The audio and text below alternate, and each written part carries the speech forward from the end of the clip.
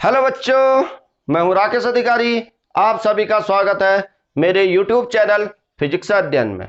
आज हम पढ़ाई करेंगे बच्चों धारा घनत्व के बारे में। और धारा घनत्व को आने से पहले हमें आना चाहिए धारा क्या होती है। ठीक है, उसके लिए इससे प्रीवियस वीडियो आप लोग देख लीजिएगा जिसने नहीं देखा है। ठीक है, तो बच्चों धारा घनत्व बहुत ही छोटा सा एक टॉपिक है, लेकिन ये थोड़ा अंडरस्टैंड करने में टफ पड़ता है बच्चों को, इसलिए इसका एक एक चीज हम पढ़ेंगे। ठीक है, एक एक चीज का पोस्टमार्टम होगा, आप आराम से देखिए। आपके एक एक चीज मैं गारंटी देता हूं आपके समझ में आएगा, बस आप समझने का प्रयास करेंगे तब। ठीक है, चलिए धारा घनत्व को समझने से पहले हम समझते हैं कि थोड़ा सा धारा के बारे में आपको बताता हूं।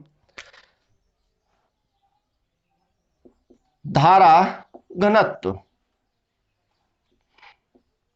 Current density.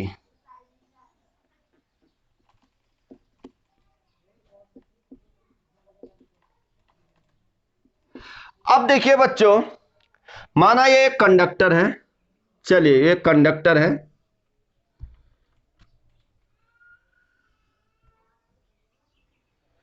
कोई चालक तार है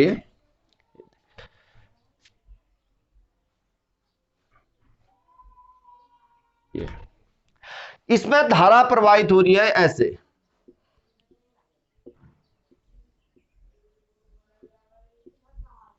आई धारा प्रवाहित हुई, तो ये जो आई धारा है हम ये नहीं कह सकते आई बराबर, थोड़ी देर के लिए मैं मान लेता हूं 40 एम्पियर।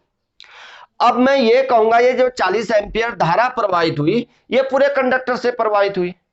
ठीक है, यानी इसका जो पूरा ये क्रॉस सेक्शनल एरिया है, इस पूरे एरिया से तो 40 एम्पियर की धारा प्रवाहित हुई है। और यहां से भी आपके पास क्या होगी बच्चों, 40 एम्पियर की धारा प्रवाहित होगी। और यहां से भी आपके क्या होगा, 40 एम्पियर की धारा प्रवाहित होगी। ठीक है, पूरे आपके पास जो पूरा क्षेत्रफल है इससे क्या हो रही है, 40 एम्पियर की धारा प्रवाहित हो रही है। इसका मतलब जो धारा है ये पूरे क्षेत्रफल से यानी पूरे चालक से एसोसिएट है। यदि आपसे कोई पूछे प्रत्येक बिंदु पर, ठीक है, इस बिंदु पर यानी इस बिंदु पर, इस बिंदु पर, इस बिंदु पर, इस बिंदु पर, इस बिंदु पर कितनी धारा प्रवाहित हो रही होगी, तो अगर आप 40 एम्पियर कहेंगे तो गड़बड़ हो जाएगा। ठीक है, गलत हो जाएगा। क्यों, इसमें तो आप मान के चलिए 100 बिंदु है, एक बिंदु पर 40 एम्पियर की धारा प्रवाहित हो तो 100 बिंदु से कितना हो जाएगा आपके पास, 4000 एम्पियर धारा हो जाएगी प्रवाहित। तो क्योंकि इसमें तो कई बिंदु होंगे, तो किसी पर्टिकुलर पॉइंट से जो विद्युत धारा गुजर रही है उसका मान निकालने के लिए कॉन्सेप्ट आया हमारे पास धारा घनत्व। यानी अब यहां से आपके पास समझ में आया धारा जो है पूरे क्षेत्रफल से गुजर रही है, धारा घनत्व जो होगा वो किसी आपके पास का एक बिंदु पर धारा का मान कितना है वो बताएगा। पूरे क्षेत्रफल से धारा का मान कितना है तो ये आपके पास धारा विद्युत धारा बता देगी कि पूरे इससे है। ठीक है, ये वाला कॉन्सेप्ट। अगर किसी बिंदु पर धारा का मान कितना है उसके लिए क्या कॉन्सेप्ट आया, धारा घनत्व।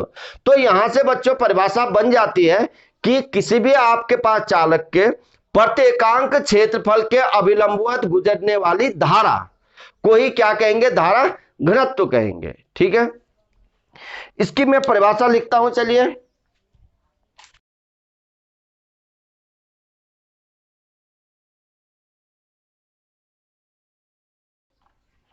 देखिए, किसी चालक के प्रत्येकांक क्षेत्रफल के अभिलंबवत गुजरने वाली धारा, धारा को कैसा गुजरना है, यानी क्षेत्रफल के लंबवत, यानी क्षेत्रफल के साथ कितने अंश का कोण बनाते हुए, 90 अंश का कोण बनाते हुए। चलिए अभी आ जाएगा समझ में। देखिए ये एक कंडक्टर है, ये इसमें आई धारा प्रवाहित हो रही है। ठीक है, अब प्रत्येक इसका क्षेत्रफल, ये क्रॉस सेक्शनल एरिया जो है ए है, तो यानी ए क्षेत्रफल से कितनी धारा प्रवाहित हो रही है, आई। तो ए मीटर स्क्वायर मान के चलते हैं। चलिए ए मीटर स्क्वायर से कितनी धारा प्रवाहित हो रही है, आई एम्पियर धारा। ठीक है, तो 1 मीटर स्क्वायर से कितना होगा, एक ए मीटर स्क्वायर से आपके पास आई एम्पियर की धारा प्रवाहित हो रही है। तो 1 मीटर स्क्वायर से कितनी एम्पियर की धारा प्रवाहित होगी आपके पास, आई अपॉन ए। इसी को तो प्रत्येकांक क्षेत्रफल यानी 1 मीटर स्क्वायर, यानी प्रत्येक 1 मीटर स्क्वायर हो, 1 सेंटीमीटर स्क्वायर हो, 1 मिलीमीटर स्क्वायर हो, ठीक है। तो प्रत्येकांक क्षेत्रफल से गुजरने वाली जो धारा है इसी को तो क्या कहते हैं, धारा घनत्व। इसे प्रदर्शित करते हैं जे से। जे बराबर आपके पास क्या हो जाएगा, I अपॉन ए, ठीक है। जे बराबर I अपॉन ए। चलिए न्यूमेरिकली करते हैं। माना यहां से 40 एम्पियर की धारा प्रवाहित हो रही है, ठीक है, और इसका जो क्षेत्रफल है 10 सेंटीमीटर स्क्वायर है, 10 सेंटीमीटर स्क्वायर है। तो 1 सेंटीमीटर स्क्वायर से कितना क्षेत्रफल गुजरेगा, 1 सेंटीमीटर स्क्वायर से कितनी धारा गुजरेगी, 40/10, ठीक है। तो 4 एम्पियर की धारा। तो ये जो 4 एम्पियर की धारा होगी 1 सेंटीमीटर स्क्वायर से, तो ये 4 एम्पियर की धारा जो होगी यही क्या कहलाएगी, धारा घनत्व। और इससे और डिटेल में जाएं तो ये एक्चुअली क्या है, ये धारा घनत्व जो है एक पॉइंट फंक्शन है। पॉइंट फंक्शन होने का मतलब किसी एक बिंदु पर धारा का मान बताएगा। आई बात समझ में। पॉइंट फंक्शन होने का मतलब एक बार उसने किसी एक बिंदु पर क्या बताएगा, धारा का मान बताएगा, ठीक है। अब आपका प्रश्न यह हो सकता है कि आपने तो कहा प्रत्येकांक क्षेत्रफल पर, तो एक बिंदु पर कैसे बताएगा। इसके लिए देखिए, इस बिंदु पर अगर मुझे धारा का मान निकालना है यानी धारा घनत्व निकालना है, तो मैं क्या करूंगा, इसके चारों ओर एकांक क्षेत्रफल का एक पृष्ठ खींच दूंगा, ठीक है। तो एकांक क्षेत्रफल का पृष्ठ खींचूंगा तो उससे जो गुजरने वाली धारा होगी वही क्या होगी, इस बिंदु से गुजरने वाली होगी। तो वो एकांक क्षेत्रफल का पृष्ठ बहुत छोटा हो सकता है, 1 मिलीमीटर स्क्वायर का खींच दूंगा, ठीक है। तो ऐसे करके, या 1 सेंटीमीटर स्क्वायर तो ज्यादा हो जाएगा, उसमें वेरी करेगा, वो थोड़ा गड़बड़ा आपके पास आ जाएगा मान। तो 1 मिलीमीटर स्क्वायर खींच दिया मैंने। 1 मिलीमीटर क्या होता है, बहुत ही छोटा होगा, ठीक है। तो वो लगभग क्या हो जाएगा, बिंदु ही हो जाएगा ना। तो इसलिए कहते हैं कि जो धारा है, धारा घनत्व है, ये क्या है, एक पॉइंट फंक्शन है। ये क्या है, पॉइंट फंक्शन है, यानी किसी बिंदु पर धारा का मान जो बताएगा, ठीक है, वो पॉइंट फंक्शन होगी, ठीक है। अब देखिए एक और है, धारा को हमेशा कैसे जाना चाहिए, इस पृष्ठ के लंबवत जाना चाहिए, अभिलंबवत गुजरने वाली धारा हमेशा क्या करेगी, इस पृष्ठ का क्षेत्रफल a है, ठीक है। अब a मान लेते हैं, ठीक है, a मीटर स्क्वायर, ये भी a मीटर स्क्वायर, यानी समान आपके पास क्रॉस सेक्शनल एरिया वाला कोई चालक तार है। तो अब देखिए, अब यहां से ये आपके पास धारा को कैसे जाना चाहिए, जो ये पृष्ठ है इसके कैसे गुजरना चाहिए, लंबवत गुजरना चाहिए। इसका मतलब माना ये पृष्ठ है, चलिए ऐसे देखिए, तो ये पृष्ठ है, पृष्ठ यानी क्षेत्रफल है, तो इसके धारा कैसे जाएगी, इसको 90 अंश का कोण बनाते हुए, ठीक है, 90 अंश का कोण बनाते हुए। तो पहला पॉइंट आपके पास हो गया, आई जो है पृष्ठ के यानी क्षेत्रफल के अभिलंबवत गुजरती है, अभिलंबवत गुजरती है। अगर यहां से और आप देखिए, यानी क्षेत्रफल है तो उसका क्या होगा, क्षेत्रफल सदिश भी होगा। अब क्षेत्रफल सदिश जो होगा इसका, इस बिंदु पर मान के चलिए, इधर मान के चलेगा, इस बिंदु पर क्षेत्रफल सदिश कहां की ओर होगा, क्षेत्रफल सदिश की दिशा कहां की ओर होगी, यहां इस पर खींचा गया अभिलंब, और इस बिंदु पर धारा की दिशा भी कहां की ओर होगी, यहीं की ओर होगी। इस बिंदु पर क्षेत्रफल सदिश की दिशा कहां की ओर, इस पर खींचा गया अभिलंब ये, और इस बिंदु पर धारा की भी दिशा कहां की ओर होगी, यहीं की ओर होगी। तो यहां से दो चीजें आपने ध्यान रखनी है, ठीक है। क्षेत्रफल सदिश की दिशा तथा धारा की दिशा तथा आई की दिशा क्या होती है, एक ही ओर होती है, एक ही ओर होती है।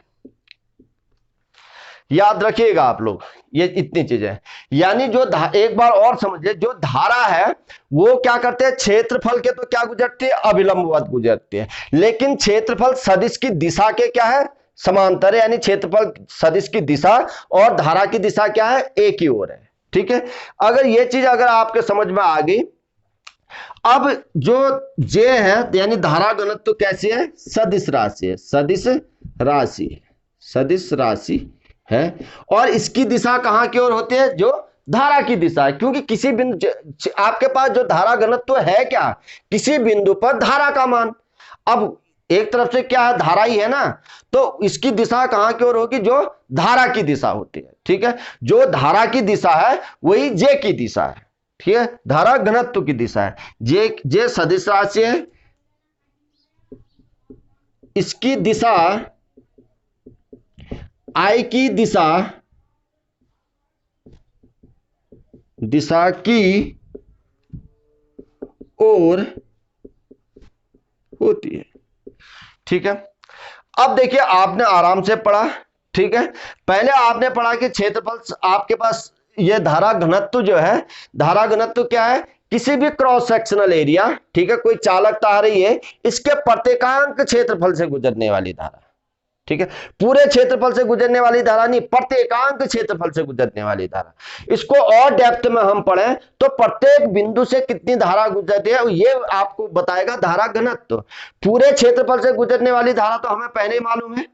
ठीक है, लेकिन इसके प्रत्येक बिंदु पर धारा कितनी गुजर रही है ये क्या बताएगा, धारा घनत्व बताएगा। यानी इसका क्षेत्रफल अगर ए है, इसमें आई धारा प्रवाहित हुई तो धारा घनत्व कितना हो जाएगा, आई बराबर, आप जे बराबर क्या, आई अपॉन ए। ठीक है, यहां से आपका, लेकिन ये जो धारा गुजर रही है इस क्षेत्रफल के कैसे गुजर रही है, अभिलंबवत गुजर रही है। इस क्षेत्रफल के कैसे गुजर रही है, अभिलंबवत गुजर रही है, यानी इस क्षेत्रफल के साथ 90 अंश का कोण बनाते हुए हर बिंदु पर धारा जाएगी।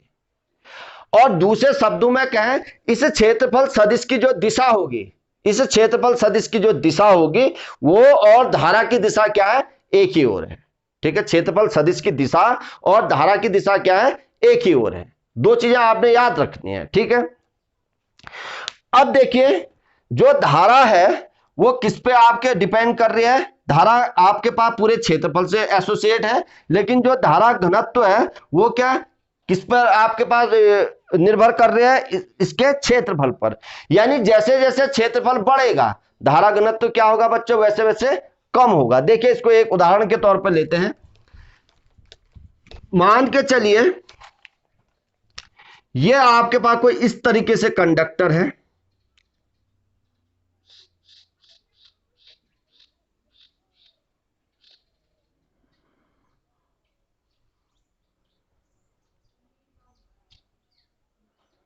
इस तरीके से कंडक्टर है। ठीक है, ध्यान से देखिएगा थोड़ा सा।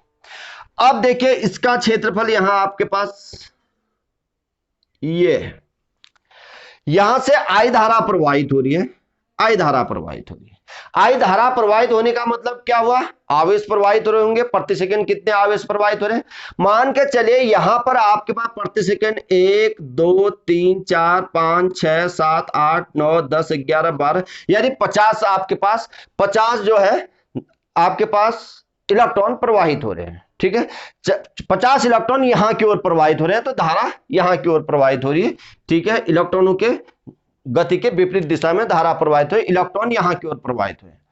अब देखिए इस वाले इसका आपके पास क्षेत्रफल A1 है और इसका क्षेत्रफल आपके पास क्या है, A2 है, इसका क्षेत्रफल A3 है, ऐसे मान के चलते हैं। अब ये 50 इलेक्ट्रॉन अगर आपके पास यहां भी कितने इलेक्ट्रॉन प्रवाहित होंगे, इधर की ओर 85 इलेक्ट्रॉन प्रवाहित होंगे, और यहां भी क्या हो होंगे, 50 इलेक्ट्रॉन प्रवाहित हो रहे होंगे। इसका मतलब धारा अगर प्रति सेकंड 50 इलेक्ट्रॉन प्रवाहित हो रहे हैं, जो इधर धारा है वही धारा यहां की ओर आ रही होगी, वही धारा यहां की ओर आ रही होगी। ऐसे समझिए बच्चों, आपके पास यहां से अगर 10 लीटर पानी भेज रहे हैं हम, तो यहां से भी 10 लीटर पानी आएगा, यहां से भी 10 लीटर पानी आएगा, बीच में कोई लीकेज नहीं है। ठीक है, तो धारा अगर यहां से आई एम्पियर जा रही है यहां की ओर, नहीं आवेश यहां की ओर जा रहे हैं, धारा यहां की ओर आई एम्पियर जा रही है, तो यहां की ओर भी कितनी जाएगी, आई एम्पियर, और यहां की ओर भी कितनी जाएगी, आई एम्पियर। ठीक है, धारा के मान में तो कोई फर्क नहीं पड़ा क्योंकि क्रॉस सेक्शनल एरिया बदल दिए हमने सबके। ठीक है, धारा तो उतनी जानी है, आई एम्पियर आई एम्पियर। क्या धारा घनत्व तो भी उतना ही रहेगा या नहीं रहेगा। ठीक है, A2 सबसे बड़ा है, फिर उससे छोटा है A1 और सबसे छोटा है आपके पास A3, यानी ये वाला आपके पास जो एरिया है क्षेत्रफल वो सबसे छोटा है। अब देखिए अगर यहां से धारा घनत्व की बात करें, J1 की बात करें, ठीक है, J1 I तो सब में सेम है, I अपॉन A1, और J2 की बात करें तो I अपॉन A2, और आपके पास J3 की बात करें तो आपके पास I अपॉन A3। उम्मीद करता हूं समझ में आ रहा होगा, ठीक है। अब सबसे ज्यादा क्षेत्रफल कौन सा है, ये वाला है A2, तो इसका मतलब धारा घनत्व इसमें क्या होगा, सबसे कम होगा, और फिर उसके बाद धारा घनत्व किसमें कम होगा, इसमें, यानी सबसे कम इसमें होगा धारा घनत्व, फिर इससे ज्यादा किसमें होगा, इसमें, और सबसे अधिक धारा घनत्व किसमें होगा, इसमें होगा। सबसे अधिक धारा घनत्व इसमें और सबसे कम धारा घनत्व इसमें, ठीक है, ये बीच में होगा। अब इससे मैं ये समझाना चाह रहा हूं, तो आवेश देखिए, ये यहां से आवेश गए, अगर उसको आवेश को प्रवाहित होने के लिए बहुत कम एरिया मिल रहा है, तो वो आवेश क्या होंगे, नजदीक नजदीक आएंगे और नजदीक नजदीक आकर क्या होंगे, प्रवाहित होंगे, ठीक है। अगर नजदीक नजदीक आकर प्रवाहित होंगे तो प्रत्येक बिंदु पर आपके पास क्या होगा, धारा का मान भी क्या हो जाएगा, ज्यादा हो जाएगा, ठीक है। अब यहां आवेश को प्रवाहित होने के लिए बहुत ज्यादा एरिया मिल रहा है, तो आवेश क्या है, देखिए दूर दूर हो जाएंगे, ठीक है, आवेश दूर दूर है, तो प्रत्येक बिंदु पर जो धारा का मान होगा वो क्या हो जाएगा, कम हो जाएगा। आई ना बात समझ में। ऐसे ही यहां इसके मुकाबले थोड़ा नजदीक है, लेकिन सबसे आपके पास डेंस क्या है, सबसे सघन का है, यहां है। अब फिर इनको क्या करें, यहां से आए ये, ठीक है, यहां से इधर की ओर आए, तो इधर की ओर आने पर इधर जो है फिर इनको थोड़ा सा और दूर दूर हो जाएंगे, ठीक है, यानी इसके मुकाबले पास हो जाएंगे और इसके मुकाबले थोड़ा दूर होकर प्रवाहित होंगे। तो प्रत्येक बिंदु से क्या होगा, यानी प्रत्येकांक क्षेत्रफल से कि यहां क्या होंगे, आपके पास आवेशों का प्रवाह क्या होगा, इसके मुकाबले ज्यादा होगा, और यहां प्रत्येकांक क्षेत्रफल पर आवेशों का प्रवाह क्या होगा, कम होगा, और यहां पर आवेशों का प्रत्येकांक क्षेत्रफल पर आवेशों का प्रवाह क्या होगा, सबसे ज्यादा होगा। अब ये प्रत्येकांक क्षेत्रफल पर आवेशों का प्रवाह सबसे ज्यादा यहां है, तो धारा घनत्व भी सबसे ज्यादा क्या होगी, यहां होगी। इसलिए यहां देखिए जो धारा घनत्व है J3 सबसे बड़ा होगा, धारा घनत्व यानी प्रत्येकांक क्षेत्रफल से प्रवाहित आवेश, ठीक है, तो J3 सबसे ज्यादा होगा, फिर कौन होगा, J1 होगा देखिए, और सबसे कम धारा घनत्व किसका होगा, आपके पास J2 का होगा। अब यहां से आपके पास समझ में यह आया कि जो धारा घनत्व है ये किस पर डिपेंड कर रहा है, आपका यानी एरिया पर, ठीक है, धारा पर आपका डिपेंड नहीं करता, एरिया पर। एरिया जितना छोटा होगा धारा घनत्व क्या होगा, उतना ही अधिक होगा। क्यों, प्रत्येकांक क्षेत्रफल से अगर एरिया छोटा तो प्रत्येकांक क्षेत्रफल से प्रवाहित आवेशों की संख्या क्या हो जाएगी, ज्यादा हो जाएगी, ठीक है। तो और ये आपके पास समझ में आ गया। चलिए अब दूसरा इसमें यह देखते हैं कि अगर जो पृष्ठ है वो धारा के साथ थीटा कोण बनाते हुए है, ठीक है। चलिए यहां से देखते हैं, यह आपके पास ये है। अब पृष्ठ जिसका क्षेत्रफल वही है ए क्षेत्रफल, यह धारा के साथ कितना कोण बनाते हुए, थीटा कोण। इधर मान के चले धारा तो सीधे 90 यहां की ओर जा रहा होगा, ठीक है, तो धारा के साथ ये कितना बनाते हुए, थीटा कोण बनाते हुए,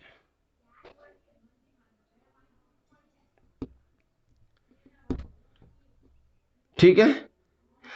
अब ये धारा के साथ थीटा कोण बनाते हुए है, यानी इसका कहने का मतलब है जो इधर ये ए होगा, ठीक है, क्षेत्रफल सदिश की दिशा और धारा की दिशा के साथ कितना थीटा कोण है। लेकिन क्षेत्रफल सदिश की दिशा कहां की ओर होनी चाहिए, आपके पास आई की दिशा में होनी चाहिए, ठीक है, तभी अभिलंब लंबवत होगा।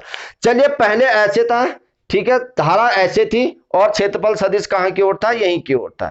अब देखिए मैंने ये इसको क्या कर दिया, घुमा दिया, ठीक है, ऐसे घुमा दिया ये, तो क्षेत्रफल सदिश कहां की ओर हो जाएगा, यहां की ओर। लेकिन धारा क्या है, पहले की तरह ही धारा कहां की ओर जा रही है, वहां की ओर ही जा रही है, ठीक है ये।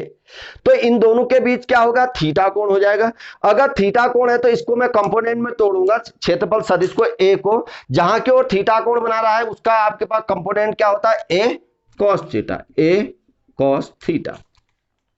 ठीक है, तो अब क्या हो जाएगा देखिए, अब आपके पास जो धारा घनत्व जे हो जाएगा वो आई अपॉन ए नहीं लिखेंगे, इसकी दिशा में जो इसका कंपोनेंट है, इसका कंपोनेंट है, ठीक है, क्षेत्रफल सदिश का कंपोनेंट है, क्या है, ए कॉस थीटा। वहां तो आपके पास क्या, दोनों आपके पास एक ही दिशा में से, यानी थीटा बराबर 0 था, इसलिए ए पूरा लिख दिया। ठीक है, तो ये आपके पास ये हो जाएगा ये। चलिए एक दूसरे तरीके से समझते हैं।